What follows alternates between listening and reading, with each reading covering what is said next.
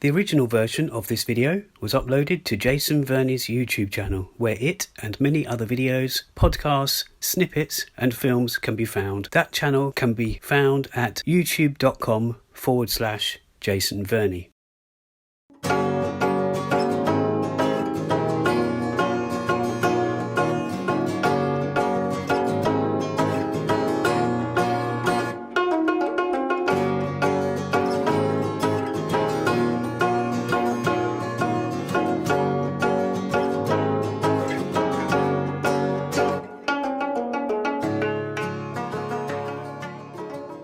This is the Not So Korean podcast with Jay and Tim. I am Jason Verney. And this is Timothy Ohm. In this podcast series, we talk to one another and sometimes with special guests about what we know about Korea, What we don't know about Korea, what we want to know about Korea, and occasionally what we don't want to know about Korea. As you probably know, and as we always say, we usually record this live in UK's Koreatown itself. That's an area in and around New Malden.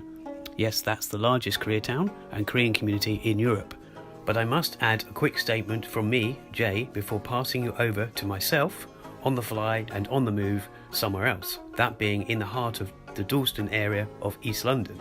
Due to the nature of this episode, that being an overview or review of 2 nights of music, some segments, and in particular the sound quality, will differ slightly. Hopefully this won't affect your listening pleasure though. Basically, this episode is therefore made up of beats, a bit of bumbling from me and a little borrowing. The show has been edited together by using various recorded clips. That includes some of the intro you just heard. Oh, and in 1 or 2 clips, the fact that I was rather tired from the day itself, or the time of night when returning to our recording room in New Malden, Koreatown, this may be evident when listening to me reviewing or rambling. Lastly, I mentioned beats just now because you'll hear the very end of PARK JIHA's set from her first night, her solo gig. We didn't want to use much of the audio or video clips. After all, on at least one of the 2 nights, the BBC were filming and capturing the audio, but we may put the clips that I did capture onto the YouTube channel at a later date. Enjoy!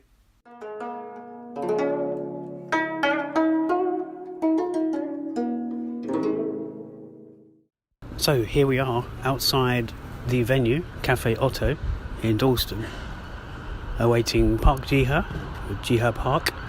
I'm talking quietly because I'm kind of in a queue.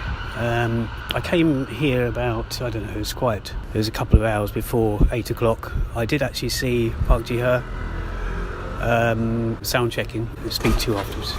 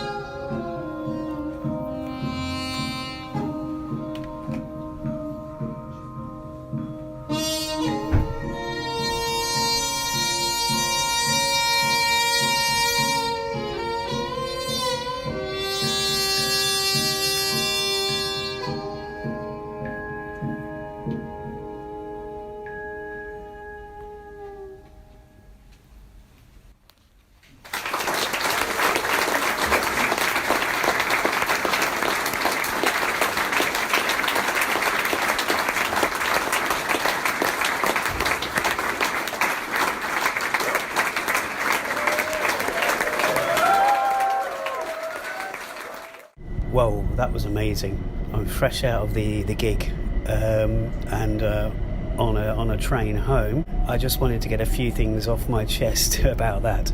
First of all, the support band, left hand cuts off the right. He was brilliant. He was on for about 30 minutes. That was amazing. I mean, he's great. PARK JIHA. Now, when she came on, bear in mind that she sets all this up herself, or at least is heavily involved in it. I actually saw her through the window about 6:30 doing the sound check before I went off to get some food. she was simply fantastic. So she came on and she even left the audience, well, I suppose wanting more. I mean, she even said towards the end, would you like some more?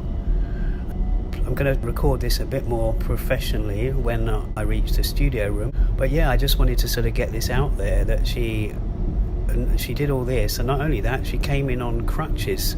It turns out, she explained to us later on, that the day before she had actually done something to her leg, so she actually came on with crutches. And anyway, she put on a great show. It was pretty much an hour, just under an hour.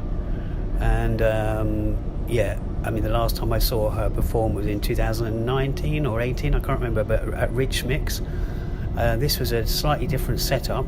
I'm really looking forward to the second day, which is more improvised, when she collaborates with Roy Claire Potter. So I'll be coming back tomorrow for more. But she had 3 or 4 different instruments and introduced them greatly throughout the different tracks. But I'll continue this in the recording room in a bit.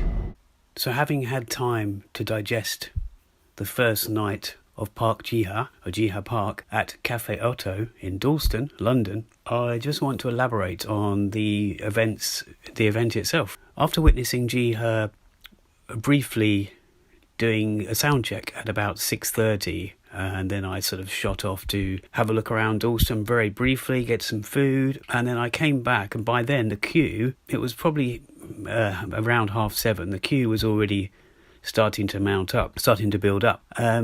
So I could see this was an event that was not to be missed, and I didn't miss it. They opened the doors at 8 o'clock. So basically the sound checking finishes at 8. I think they're a bit delayed. They told me they were a bit delayed when I came in. So, and as I said, this is a first of a 2 nights residency JIHA Park at Otto, Café Otto in Dalston. That venue, by the way, does seem to have some Korean artists quite often, even if they're not publicised. I mean, of course, like Philip Goman, or his writers sometimes at London Korean Links. He's always keeping up to date what he finds out about various events, and this is one of them. And I'm so glad I didn't miss it. So we had the support act, who's brilliant, as I mentioned before. And so then Park Jiha, she comes on. I realise then she's in crutches. And I realise her leg is, she's done something to her foot. And she does explain to us later on that something happened the day before. So this is quite a recent thing that happened. I believe she arrived in London around the 22nd of March. I did ask her this afterwards. I spoke to her. And also there's something I think on her Instagram regarding Uncut magazine, having an article featuring her in it. So, back to the performance. She's, sitting down, getting everything ready. And the first song starts off very stripped down. I believe it was the Piri.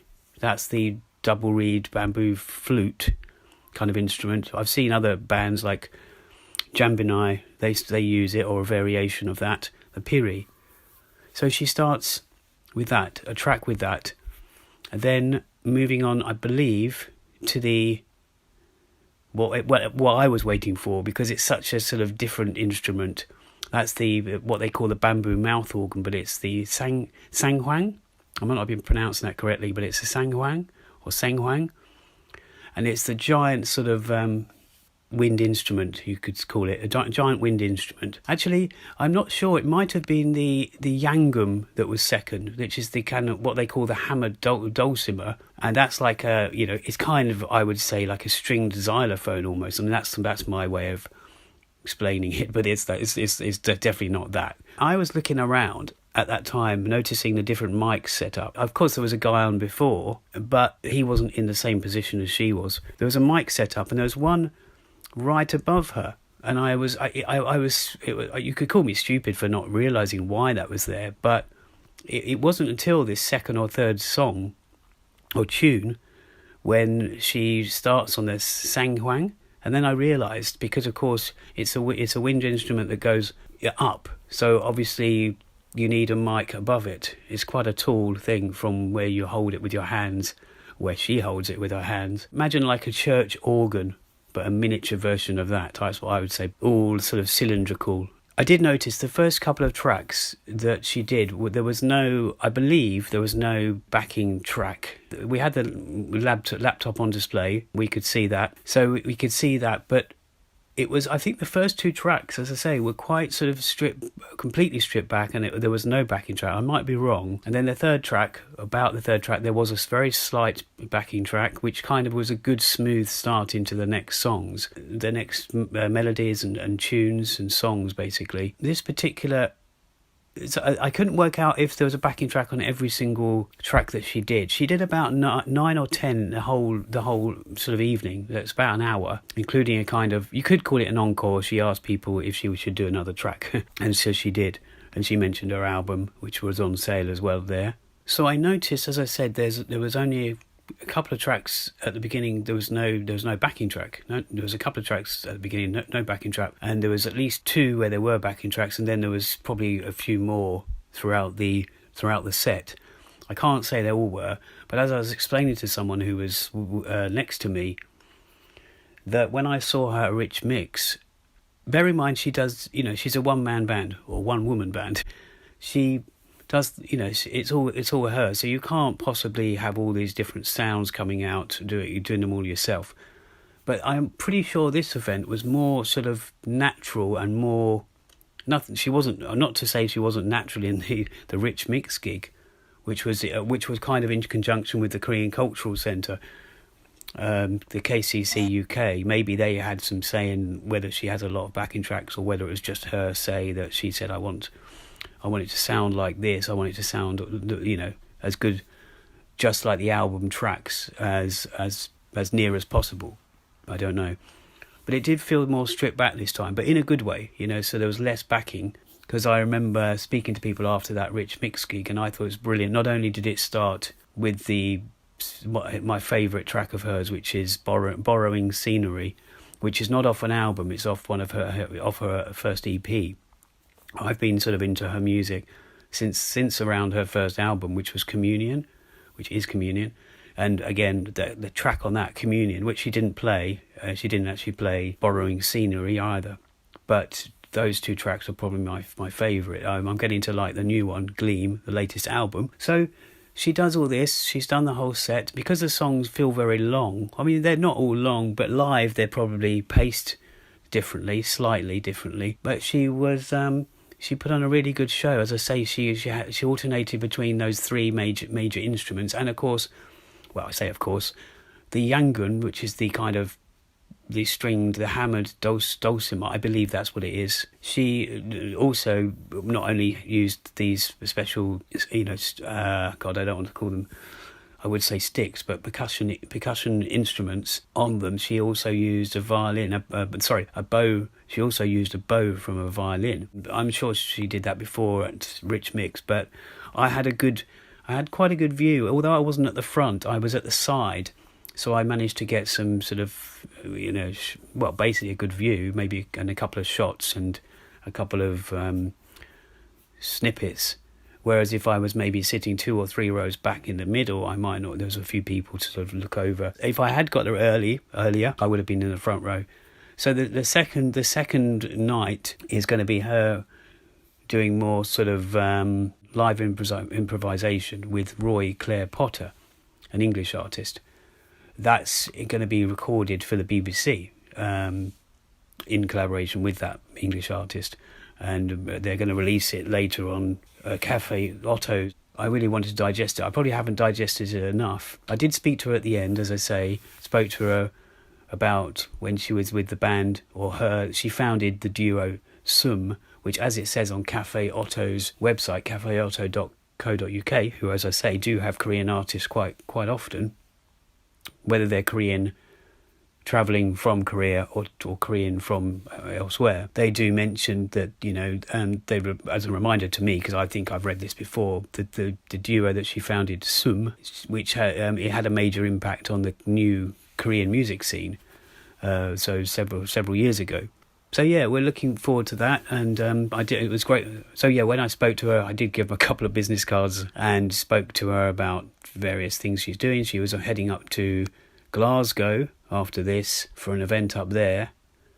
And yeah, I mean, it was brilliant. It was a nice setting. I hadn't been to Café OTO before, but I really liked the idea. It's very sort of, again, to say like her music or her set was stripped back. It felt stripped back. The whole cafe itself, the way that, you know, you just put the band is there, chairs around.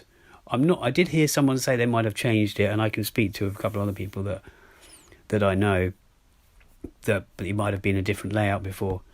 But yeah, I think it was it was a good atmosphere for that.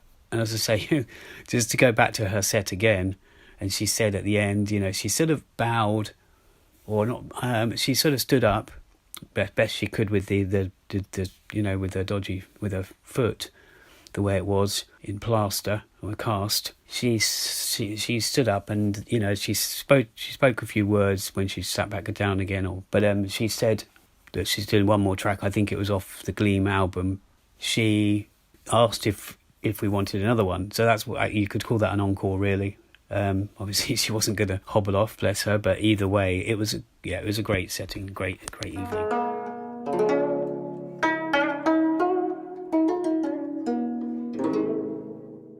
So I've arrived at the venue again for the second evening. This time, PARK JIHA with it's a duo, poetry and music, so a bit more improvised. So we'll see what that has to offer in a little while. I'm off to go and get some food.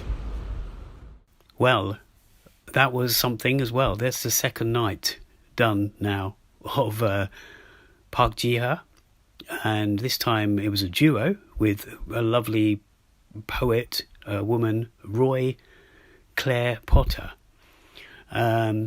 What I will say, similar to what happened in the first night out of these two, was that I arrived about 6:30. I could see there was sound checking. PARK JIHA was there.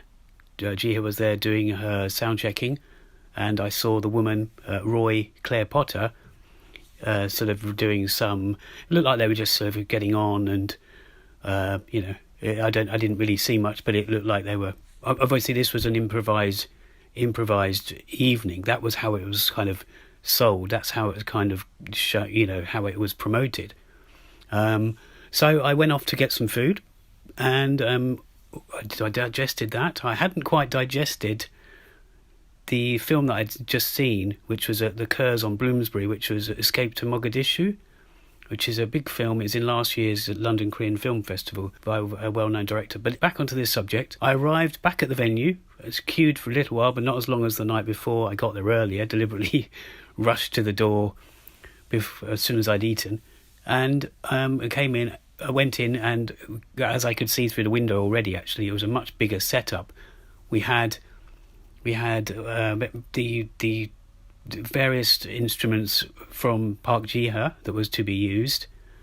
A table which I can't remember if it had the poems on already.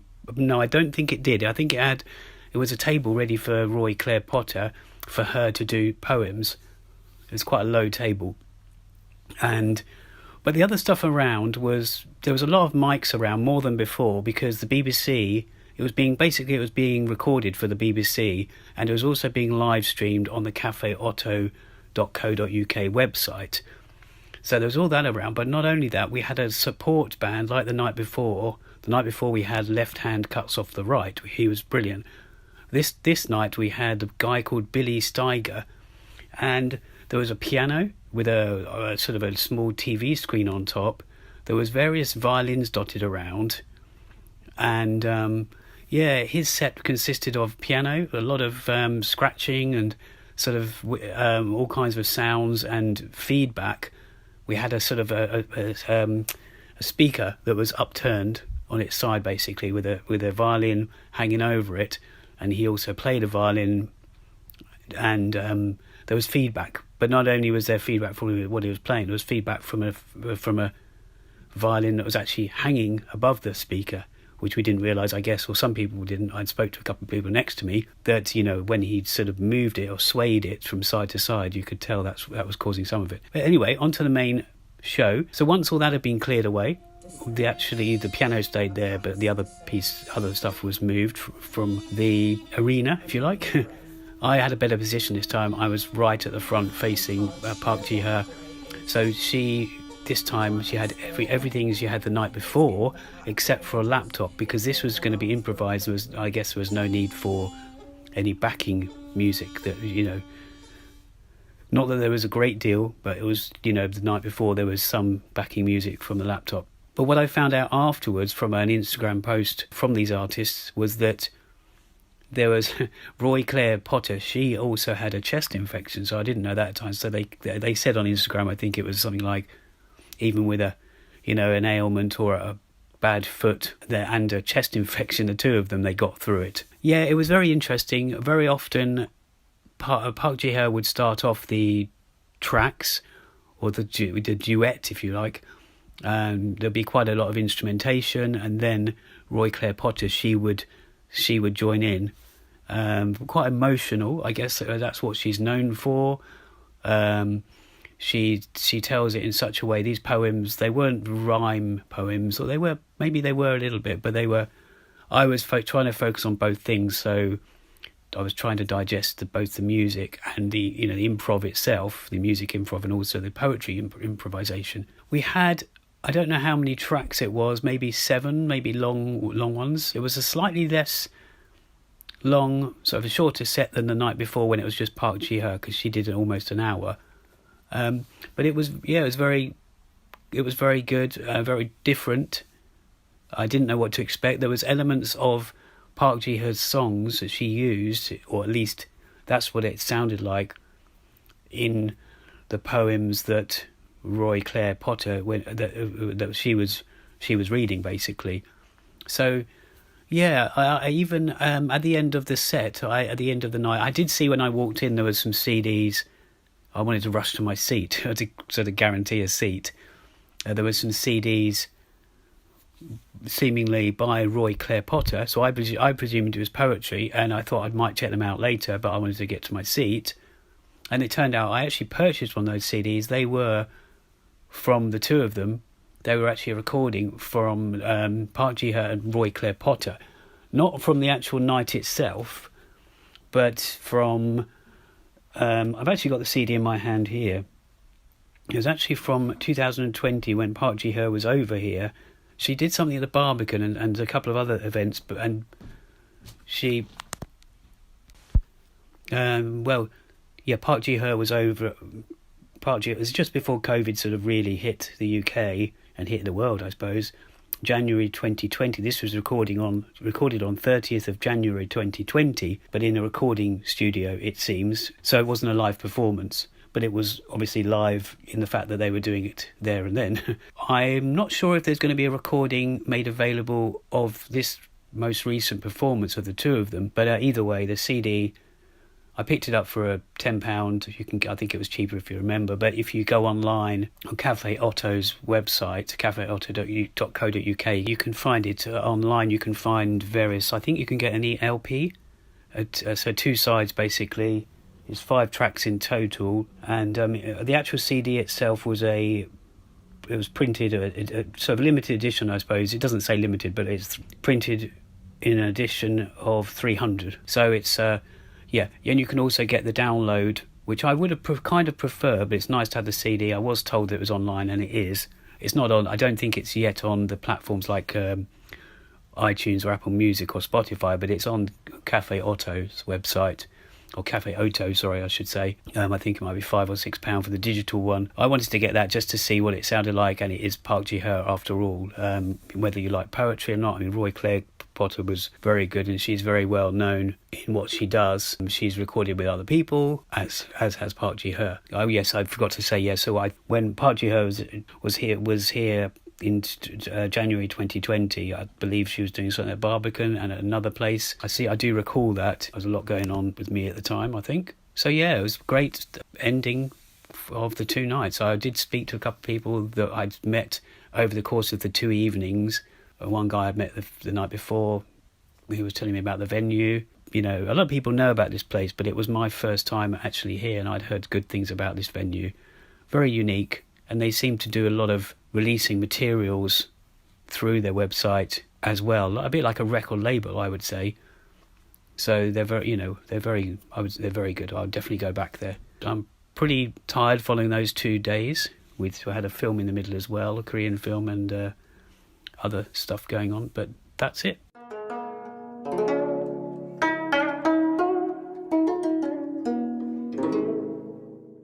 Well, we hope you enjoyed that episode. So that's all from us. 안녕히 계세요.